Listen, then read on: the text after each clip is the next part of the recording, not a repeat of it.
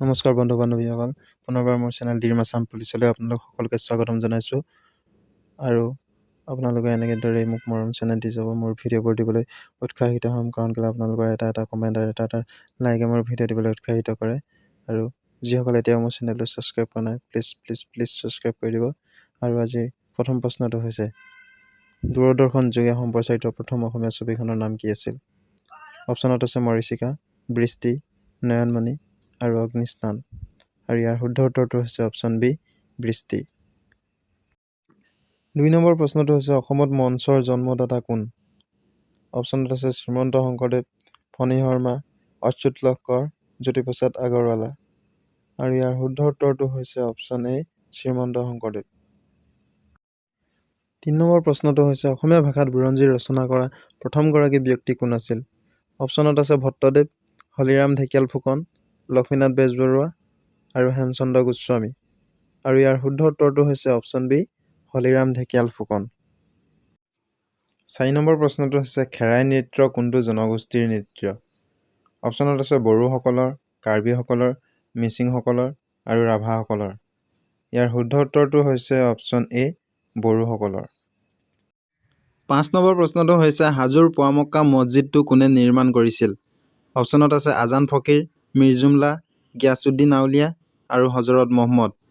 ইয়াৰ শুদ্ধ উত্তৰটো হৈছে অপশ্যন চি, গিয়াছুদ্দিন আউলিয়া। ৬ নম্বৰ প্ৰশ্নটো হৈছে, আহোম আৰু মোগলৰ মাজত হোৱা অন্তিমখন ৰণৰ নাম কি আছিল? অপশ্যনত আছে শৰাইঘাটৰ যুদ্ধ, পথৰুঘাটৰ ৰণ, ইটাখুলিৰ যুদ্ধ আৰু ভৰলীৰ যুদ্ধ। আৰু ইয়াৰ শুদ্ধ উত্তৰটো হৈছে অপশ্যন চি, ইটাখুলিৰ যুদ্ধ। ৭ নম্বৰ প্ৰশ্নটো হৈছে, ধোদৰ আলি আৰু অকা আলি কোনজন ৰজাৰ দিনত নিৰ্মাণ কৰিছিল? অপশ্যনত আছে ৰুদ্ৰসিংহৰ দিনত, গদাধৰ সিংহৰ দিনত, ৰাজেশ্বৰ সিংহৰ দিনত আৰু প্ৰতাপ সিংহৰ দিনত। আৰু ইয়াৰ শুদ্ধ উত্তৰটো হৈছে অপশ্যন বি, গদাধৰ সিংহৰ দিনত ধোদৰ আলি আৰু অকা আলি নিৰ্মাণ কৰা হৈছিল। ৮ নম্বৰ প্ৰশ্নটো হৈছে, আটাইতকৈ কম বয়সীয়া আহোম ৰজাজনৰ নাম কি আছিল? অপশ্যনত আছে চুৰামফা, চুলিকফা, চুটিনফা আৰু চুবিনফা। আৰু ইয়াৰ শুদ্ধ উত্তৰটো হৈছে অপশ্যন বি, চুলিকফা। চুলিকফাৰ অন্য এটা নাম হৈছে ৰত্নধ্বজ। ৯ নম্বৰ প্ৰশ্নটো হৈছে, প্ৰথম অসমীয়া ACS বিষয়াগৰাকী কোন আছিল? অপশ্যনত আছে পাৰুল দাস, সুচিব্ৰতা ৰায়চৌধুৰী, মীৰা শৰ্মা, লক্ষ্মী দেৱী। আৰু ইয়াৰ শুদ্ধ উত্তৰটো হৈছে অপশ্যন বি, সুচিব্ৰতা ৰায়চৌধুৰী। ১০ নম্বৰ প্ৰশ্নটো হৈছে, জোনাকী কাকত কোন চনত প্ৰকাশ পাইছিল? অপশ্যনত আছে ১৮৮৯ চনত, ১৮৯৭ চনত, ১৮৮৫ চনত আৰু ১৮৭০ চনত। আৰু ইয়াৰ শুদ্ধ উত্তৰটো হৈছে অপশ্যন নম্বৰ এ, ১৮৮৯ চনত। ১১ নম্বৰ প্ৰশ্নটো হৈছে, চন্দ্ৰযান-৩ মিছন কেতিয়া উৎক্ষেপণ কৰা হৈছিল? অপশ্যনত আছে ১৪ জুলাই ২০২৩ চনত, ১৫ জুলাই ২০২৩ চনত, ২৫ জুলাই ২০২৩ চনত, ১১ জুলাই ২০২৩ চনত। আৰু ইয়াৰ শুদ্ধ উত্তৰটো হৈছে অপশ্যন এ, ১৪ জুলাই ২০২৩ চনত। ১২ নম্বৰ প্ৰশ্নটো হৈছে, মিছন চন্দ্ৰযান-৩ ক'ৰ পৰা উৎক্ষেপণ কৰা হৈছিল? অপশ্যনত আছে সতীশ ধাৱান মহাকাশ গৱেষণা সংস্থা, প্ৰতিৰক্ষা গৱেষণা আৰু উন্নয়ন সংস্থা, বিক্ৰম সাৰাভাই মহাকাশ কেন্দ্ৰ আৰু ভাৰতীয় মহাকাশ গৱেষণা সংস্থা। আৰু ইয়াৰ শুদ্ধ উত্তৰটো হৈছে অপশ্যন ডি, ভাৰতীয় মহাকাশ গৱেষণা সংস্থা। আৰু ইয়াক ইংৰাজীত কয় ইণ্ডিয়ান স্পেচ ৰিচাৰ্চ অৰ্গেনাইজেশ্যন, যিটো নেকি বেংগলোৰত আছে, চমুকৈ ISRO, ইছৰো। ১৩ নম্বৰ প্ৰশ্নটো হৈছে, চন্দ্ৰযান-৩ মিছনৰ পৰিচালক কোন আছিল? অপশ্যনত আছে এছ সোমনাথ, কে শিৱন, মোহন কুমাৰ আৰু মণিকা শৰ্মা। আৰু ইয়াৰ শুদ্ধ উত্তৰটো হৈছে option C, Mohan Kumar. ১৪ number প্ৰশ্নটো হৈছে, স্বৰ্ণকমল বঁটাপ্ৰাপ্ত প্ৰথম অসমীয়া চলচ্চিত্ৰখনৰ নাম কি আছিল? অপশ্যনত আছে সাগৰলৈ বহুদূৰ, হালধীয়া চৰাইয়ে বাওধান খায়, ইন্দ্ৰমালতী আৰু সাউদৰ পুতেকে নাও মেলি যায়।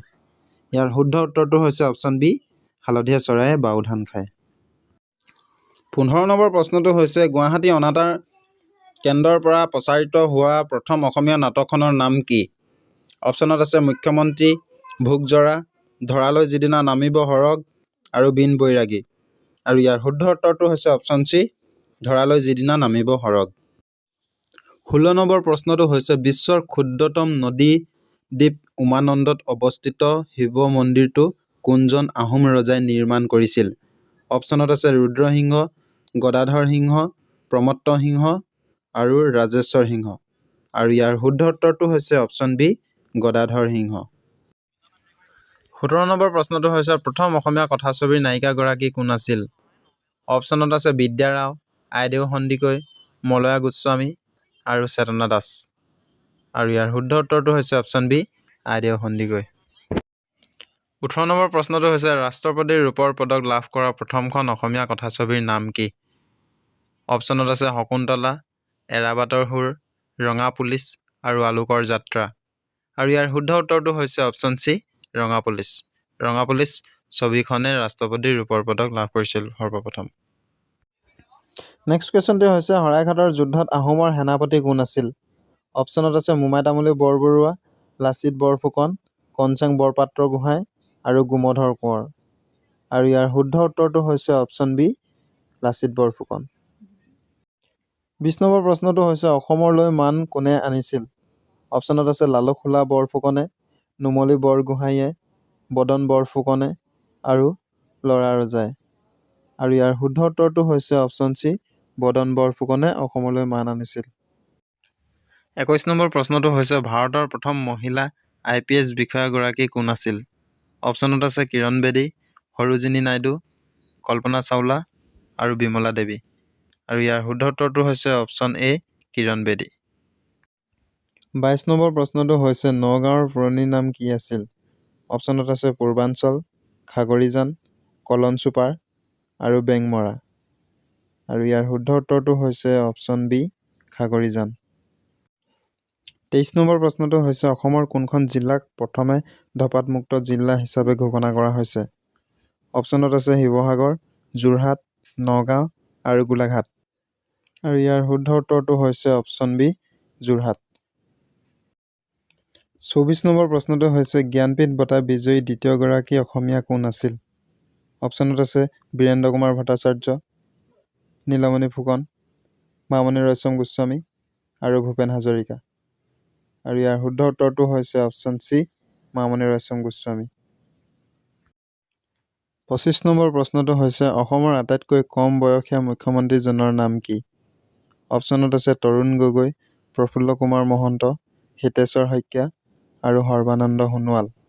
আৰু ইয়াৰ শুদ্ধ উত্তৰটো হৈছে option B Prafulla Kumar Mahanta. 26 number প্ৰশ্নটো হৈছে আছাম এছ'চিয়েশ্যন কোন চনত গঠন হৈছিল? অপশ্যনত আছে 1902 চনত, 1903 চনত, 1904 চনত, 1905 চনত। আৰু ইয়াৰ শুদ্ধ উত্তৰটো হৈছে অপশ্যন বি 1903 চনত। 27 নম্বৰ প্ৰশ্নটো হৈছে কোন চনত অসমত জাতীয় কংগ্ৰেছৰ অধিৱেশন অনুষ্ঠিত হৈছিল? অপশ্যনত আছে 1923 চনত, 1921 চনত, 1926 চনত, 1925 চনত। আৰু ইয়াৰ শুদ্ধ উত্তৰটো হৈছে অপশ্যন চি 1926 চনত। 28 নম্বৰ প্ৰশ্নটো হৈছে অসমৰ কোন ঠাইত চিমেণ্টৰ কাৰখানা আছে? অপশ্যনত আছে নগাঁও, ডিগবৈ, বোকাজান আৰু নাজিৰা। আৰু ইয়াৰ শুদ্ধ উত্তৰটো হৈছে অপশ্যন চি বোকাজান। 29 নম্বৰ প্ৰশ্নটো হৈছে অসমৰ কোন ঠাইত কফি গৱেষণা কেন্দ্ৰ আছে? অপশ্যনত আছে গুৱাহাটী, দুলীয়াজান, ডিফু আৰু যোৰহাট। আৰু ইয়াৰ শুদ্ধ উত্তৰটো হৈছে অপশ্যন চি ডিফু। আৰু আজি শেষৰটি প্ৰশ্ন হৈছে পথৰুঘাটৰ ৰণ কোনখন জিলাত সংঘটিত হৈছিল? অপশ্যনত আছে শিৱসাগৰ, ধুবুৰী, দৰং আৰু গোলাঘাট। আৰু ইয়াৰ শুদ্ধ উত্তৰটো হৈছে অপশ্যন চি দৰং। দৰং জিলাত পথৰুঘাটৰ ৰণ সংঘটিত হৈছিল। আৰু ইমান সময়লৈকে ভিডিঅ'টো চোৱাৰ বাবে সকলোকে ধন্যবাদ। আৰু যিসকলে এতিয়ালৈকে মোৰ চেনেলটো ছাবস্ক্ৰাইব কৰা নাই প্লিজ চেনেলটো ছাবস্ক্ৰাইব কৰি দিব আৰু লগতে শ্বেয়াৰ কৰি দিব আৰু লাইক কমেণ্ট কৰিবলৈ নিশ্চয় নাপাহৰিব। ধন্যবাদ।